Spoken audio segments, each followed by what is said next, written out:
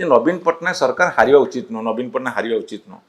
ସେଇଥିରୁ ଆମେ ରିସର୍ଚ୍ଚ ଆରମ୍ଭ କଲୁ ଏବଂ 6 ମାସ ସମୟ ଲାଗିଲା। ସେମାନେ ଡାଟା ଦେଲେନି, ଆମେ ଆମ ଲେବୁଲରେ ଯେତିକି ଡାଟା ସଂଗ୍ରହ କରି କରି କରି କରି ପାଇଲୁ ଏବଂ ଆମେ ସମ୍ପୂର୍ଣ୍ଣ ଡାଟା ଚାହିଁଥିଲୁ, ସେ ଦେଲେ ନାହିଁ, ଲୁଚଉଛନ୍ତି। କେଉଁ ଅଲିଖିତ କେଉଁ ଅଦୃଶ୍ୟ ଶକ୍ତିର ଚାପରେ ଚେପା ହେଉଛନ୍ତି ବିଭିନ୍ନ ଜିଲ୍ଲାର ଜିଲ୍ଲାପାଳଙ୍କଠୁ ଆରମ୍ଭ କରି ରିଟର୍ଣ୍ଣିଂ ଅଫିସର ମାନେ। ସେଇଥି ଯୋଗୁଁ ଆମେ ଏ ପ୍ରଶ୍ନ ଆଜି ଉଠେଇଛୁ।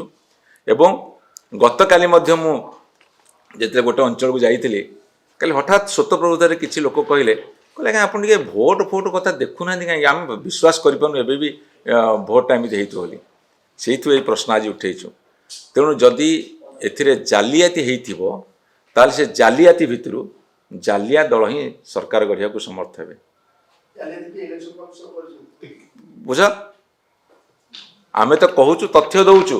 ମୁଁ ଆପଣଙ୍କୁ ସେ ତଥ୍ୟ ସିଏ ଦେବେ, ମୁଁ ଖାଲି ଗୋଟେ କଥା କହିଦେଉଛି ଯେ ଧରନ୍ତୁ Ekamra Bhubaneswar 114 booth number 3 total vote ହେଲା 1569, ଭୋଟ ଯେଉଁ ରେଜିଷ୍ଟ୍ରେସନ ଭିତରକୁ ପଶିଲେ 863, ଟୋଟାଲ ଭୋଟ ହେଲା କାଷ୍ଟ ହେଲା 863।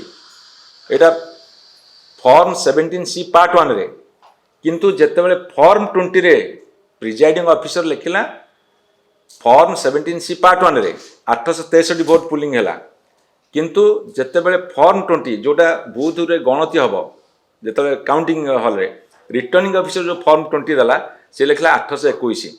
ଯଦି 863 ପୁଲିଂ ହେଇଥିଲା ତାହେଲେ ଇଭିଏମ୍ ଭିତରୁ 821 କେମିତି ବାହାରିଲା? 42 ଭୋଟ ଡିଫରେନ୍ସ କେମିତି ହେଲା? ଏଇଟା ଆପଣ ମୁଁ ଦେଇଦେବି। ଏଇ ଯେଉଁ କଥାକୁ ଦିଆହେବ, ଏ କଥାକୁ ଦିଆହେବ, ମୁଁ ଆପଣଙ୍କୁ ଦେବି ସବୁ।